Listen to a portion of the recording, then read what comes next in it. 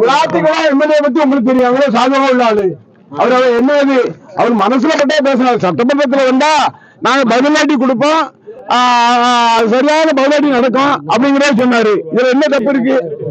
என்ன அவரோட வழக்கறிஞர் டிஎஸ்பி தான் கூப்பிட்டு என்ன வந்து நீங்க ரிசைன் பண்ணீங்க, எம்எல்ஏ வந்து ரிசைன் பண்ணீங்க.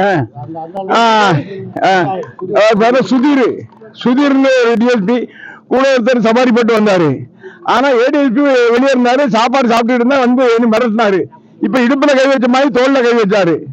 நான் சொல்லிட்டேன் ஒரே வார்த்தை, திமுக எந்த காரணமும் தொட்டு பார்க்க முடியாதுங்கிறதா என்னுடைய இது.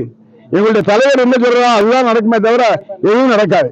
இப்ப இந்த எம்எல்ஏ பார்க்க கூட உங்களை அனுமதிக்கல, யாரையும் திமுக தடுப்பு வேலி அமைச்சு மாவட்ட காவல் கண்காணிப்படுத்தி ஒரு முகாம் மாதிரி வச்சிருக்காங்க. இதை பத்தி தீவிரவாத முகாம் இல்ல, நீங்க நம்ம எம்எல்ஏ பத்தி தெரியும், விளாத்துக்குள எம்எல்ஏ பத்தி எல்லா நிருபருக்கும் தெரியும். அவர் எவ்வளவு சாதகமா உள்ள ஆளு, மக்களுக்காக எப்படி பணியாற்றக்கூடியவர். அவரை பிடிச்சு கொண்டு உள்ள வச்சிருக்காங்களே. ஸ்டெர்லைட்ல 13 பேரை சுட்டாங்களா, சடன்னு சுட்டாங்கல்ல, அவங்கள யாராவது பிடிச்சாங்களா? அவங்கள யார் மேல ஏதாவது நடவடிக்கை இருந்துச்சா? இதுக்கெல்லாம் ஒரு முடிவு இல்லையா? அந்த முடிவெல்லாம் காண்பதற்காக தான் நாங்க சட்டமன்ற உறுப்பினர் 4 பேர் மட்டும் போய் பார்க்கலாம். ஏன்னா அவருடைய மனைவி எங்கள்கிட்ட புகார் சொன்னாப்புல, இப்படி என்னுடைய கணவரை கூப்பிட்டு போயிருக்காங்க, என்னாச்சுன்னு தெரியல, அவருக்கு எந்த பாதிப்பு வந்து தெரியல.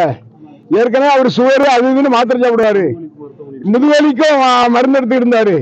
இப்ப ஏற்பட்டவரை இப்படி கூட்டு போயிட்டாங்க அப்படின்னு அவருடைய மனைவி எங்களுக்கு போன் பண்ணி சொன்னாங்க. நாங்க பார்த்து அதை விளக்க காணணும்னு பார்த்தா நாங்க விடமாட்டேன்னு இடுப்புல கை போடுறாரு அவரு டிஎஸ்பி. இடுப்புல கை போடுற அளவுக்கு அவருக்கு தைரியம் வந்துச்சுன்னா என்ன தைரியம்? மக்கள் பிரதி மரியாதை இல்ல, இல்லனா மக்கள் பிரதிக்கு மரியாதை இல்ல.